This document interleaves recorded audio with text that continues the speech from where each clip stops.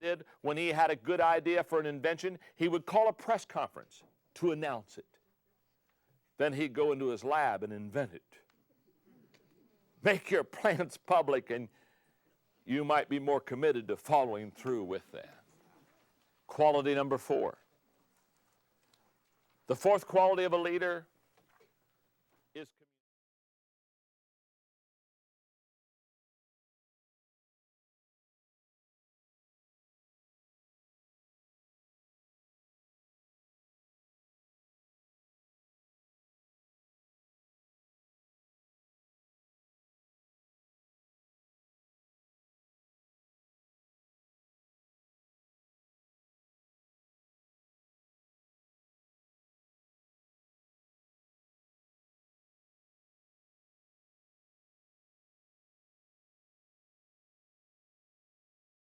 enough value upon their ability to communicate.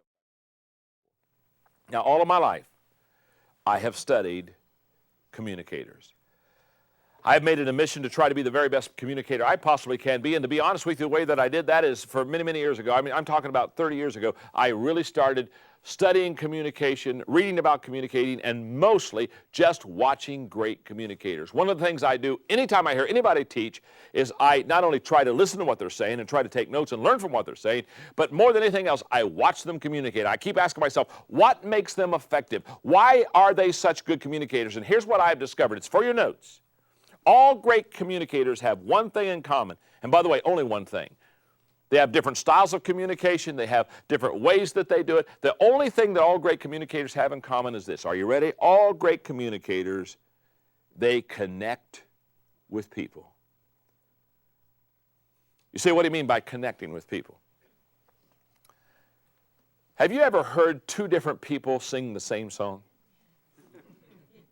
And one person, when they sing that song, you go, oh my goodness. And it just connects with you. I mean, you're saying, probably the greatest song I've ever heard. And you heard somebody else sing that same song and you say, that was good. Now, have you ever thought about this? Same music, same notes, same words. One connects, one doesn't. In politics, Bill Clinton connected. Al Gore didn't. I'm not picking on Al. But he was boring. Al spoke, but nobody was home. In commercials, you know, we all watch the Super Bowl. What do? We watch the Super Bowl, but we really watch the commercials. Isn't that right? It's probably the only event that none of us leave during the commercials. In fact, we leave during the Super Bowl. But if you watch those commercials and the next day, remember what they did? They evaluate all the commercials. This was the best one yesterday. What? Hey, some of them you just look at and say, oh, that is so creative. That is so good. That is so funny. Whoa. And other commercials say, that was good. Now, what is it? Okay. Some people connect, some people don't. And here is how effective communicators connect. Here's what I've discovered. Are you ready? Number one, they know their message. They not only live the message, but they are constantly learning from it. So they live the message. It's more than just, let me tell you something. It's, let me show you something. What they say they truly believe, which brings me to number two. They know their people. They not only know their message, but they know their people. In your notes, effective communicators focus on the people with whom they're communicating. They know it is impossible to effectively communicate to an audience without knowing something about them. I understand this very well. Because in my life, I communicate in very many different groups. I communicate with the business community. I communicate with the educational community. I communicate with the religious community. And I understand them, and I understand their differences. And when I go to speak to them, I have to not communicate the same way. I have to communicate based on where the people are. See, great communicators do not say, here's my message, sit down and listen to it. Great communicators say, I'm going to sit down and listen to you. And by the way, after that, I'll give you my message. They always put a higher priority on knowing the people or their audience than they do upon the message that they teach, because they realize, if I know you, if I know you, I'll deliver something that connects with you. But if I don't know you, no matter how good my message is, it may not connect. Great leaders They know the people that they talk to. And so there are questions I ask myself, and I want you to write these down. There are questions I ask myself before speaking. Number one is, who are they? That's a very simple question.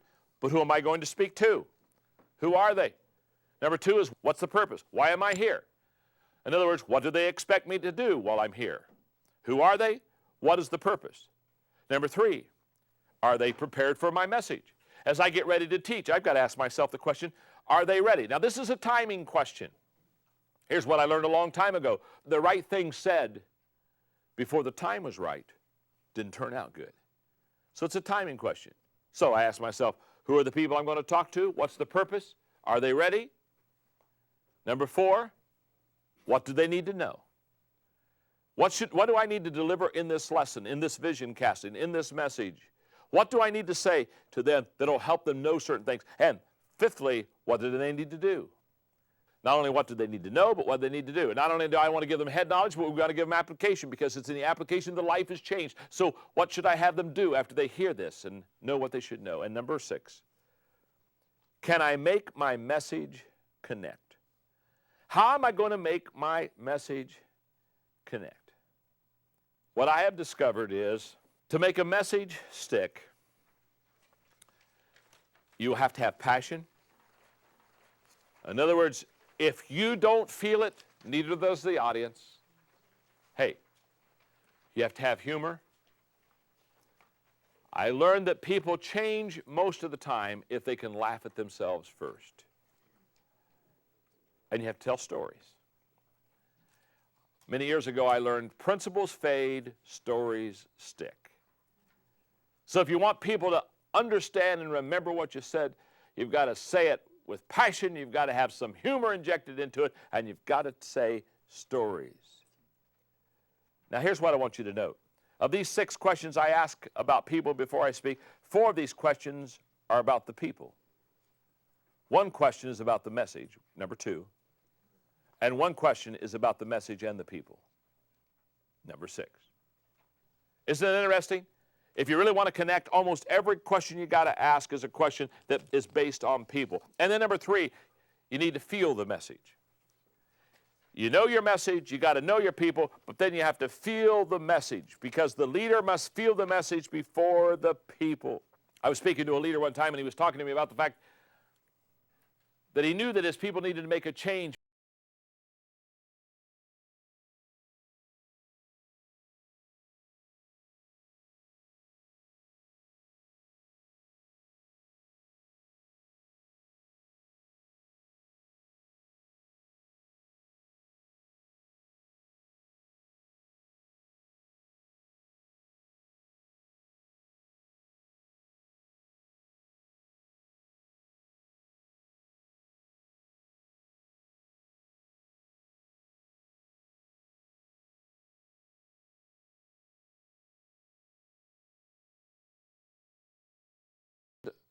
More time making people feel better about themselves than about yourself. You develop this wonderful thing called charisma.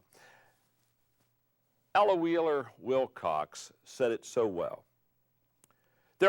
Number 2, from the great, which no man could have ever dreamed would come his way the day we make a commitment.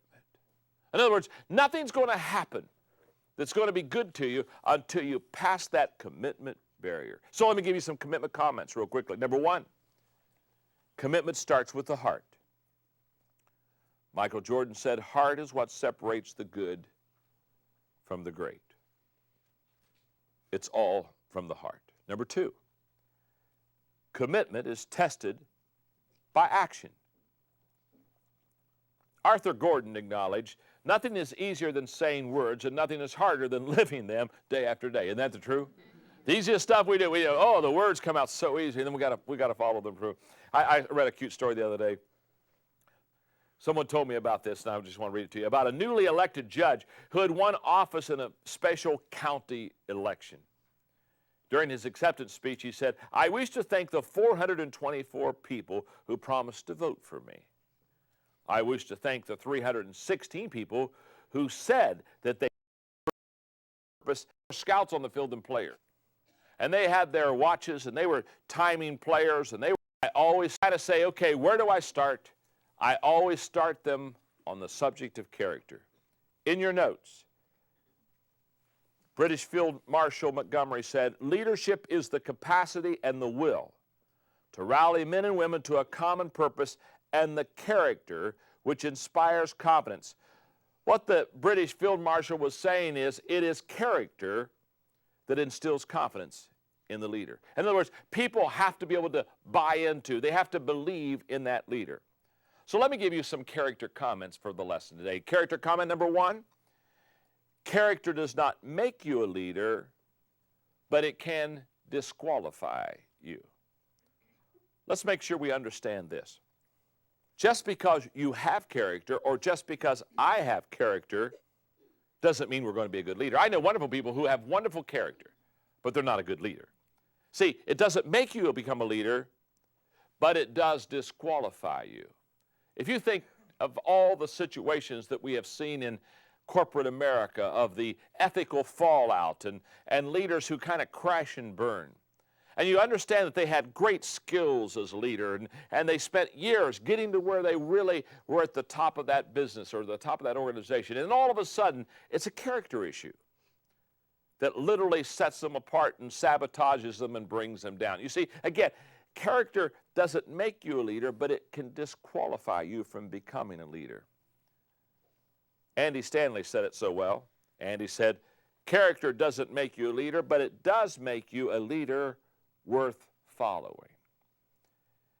James Kouzes and Barry Posner, in their book, The Leadership Challenge, said this: nearly 1,500 managers from around the country, they did a study of them that was sponsored by the American Management Association, and they asked the following open-ended question: what values, personal traits, or characteristics do you look for and admire in your superiors? In other words, what makes a leader worth following?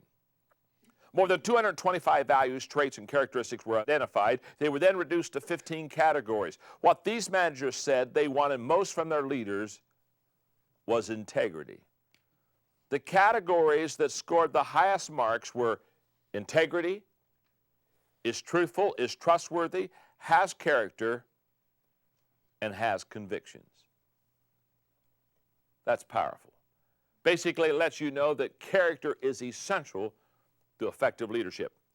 The second character comment is this: character is the will to do right, even when it's hard. Character is the will to do right, even when it's hard. And let me tell you where the conflict of character always comes in. The conflict always comes when doing the right thing costs more than we desire to pay. Isn't that true? The other day I was supposed to do a major